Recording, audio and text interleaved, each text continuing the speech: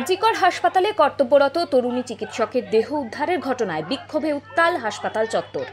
শহর থেকে জেলা চিকিৎসক ও স্বাস্থ্যকর্মীদের বিক্ষোভ ও প্রতিবাদ শুরু হয়েছে।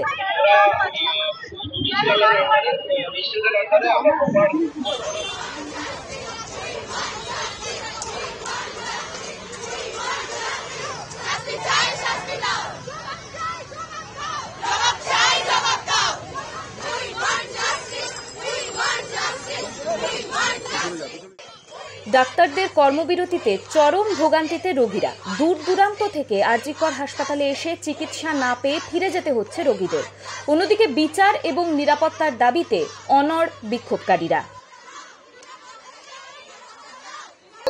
আমি একটাই কথা বলবো, সবাইকেই বলবো, রাজনীতিটা ছেড়ে আপনারা আসুন, রাজনৈতিক পতাকাগুলো ছেড়ে, রাজনৈতিক দলের রাউন্ডগুলো ছেড়ে আসুন, মানুষ হিসাবে সবার পাশে দাঁড়ান। এখন অবধি কোনো ক্যাপিটাল পানিশমেন্টের আমাদের কাছে নোটিশ এসে পৌঁছায়নি।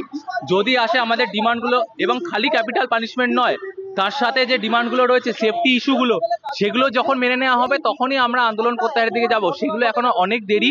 ততদিন বলবো আমাদের চাপ সৃষ্টি করার জন্য সবার সমর্থন দরকার। আপনি মানুষ হিসাবে আমাদের পাশে আসুন। আপনি একজন স্টুডেন্টের পাশে, একজন ডাক্তারের পাশে, যে আপনাকে সারা জীবন সেবা দেওয়ার জন্যই প্রতিজ্ঞাবদ্ধ, তার যে এই মার্ডার, সেইটার তীব্র নিন্দা করে আপনি মানুষ হিসাবে কোনো কালার, রং, বর্ণ নির্বিশেষে আপনি আসুন। আমরা আপনাদেরকে সমর্থন গ্রহণ করব, দুহাত পেতে, মাথা নত করে। এটুকুই বলবো। এর পরবর্তী পদক্ষেপ, এই আন্দোলন আরো বড় হবে যদি না আমাদের দাবিগুলো মেনে নেওয়া হয়, যেরকম ক্যাপিটাল পানিশমেন্ট, এবং ক্যাপিটাল পানিশমেন্টের সাথে আরো যে দাবিগুলো আছে, সেফটি ইস্যুজ, আমাদের ডক্টরসদের যে অন কল রুম, এইগুলো সবকিছু দাবি আমরা জানিয়েছি। সেগুলো মেনে নেওয়া হলেই আমরা তবে আন্দোলন প্রত্যাহার করবো, নাহলে এটা ধীরে ধীরে আরজিকর থেকে আরো বাইরে বেরিয়ে যাবে। আমরা চাইছি যে আমাদেরকে প্রথমত আমরা চাইছি যে যিনি এরকম ভাবে মানে যেভাবে ধর্ষণ করে মার্ডার করা হয়েছে তার একটা সঠিক বিচার হোক। অবশ্যই একটা ইন্ডিপেন্ডেন্ট জুডিশিয়াল একটা ইনভেস্টিগেশন কমিটি ফর্ম করা হোক।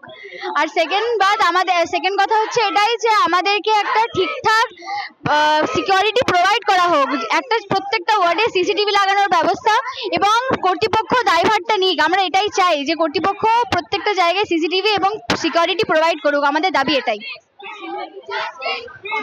হ্যাঁ, পদত্যাগ আমরা চাই, বিকজ ওনার জন্যই, ওনার গাফিলতির জন্যই আজকে এরকম একটা ভয়ঙ্কর কাণ্ড হয়েছে আমাদের হসপিটালে। তো আমরা চাই ওনার পদত্যাগ। এদিকে চিকিৎসা পরিষেবা ব্যাহত হওয়ার কারণে চরম ভোগান্তিতে পড়তে হচ্ছে চিকিৎসা প্রার্থীদের। আমি আজকে ডাক্তার দেখাতে এসেছিলাম, পায়ে ব্যথা করছিল বলে, তা টিকিট দিল না, বললো কি যে বন্ধ, আজকে ডাক্তার দেখানো হবে না বলে টিকিট দিল না বলে আমি বসে আসলাম। দেখছি বাইরে এরকম মিটিং হচ্ছে। আমি প্রিয়াঙ্কা, এই মুহূর্তে রয়েছি আরজিকর মেডিকেল কলেজ চত্বরে। গতকালের ঘটনার পর আজও উত্তপ্ত হাসপাতাল চত্বর।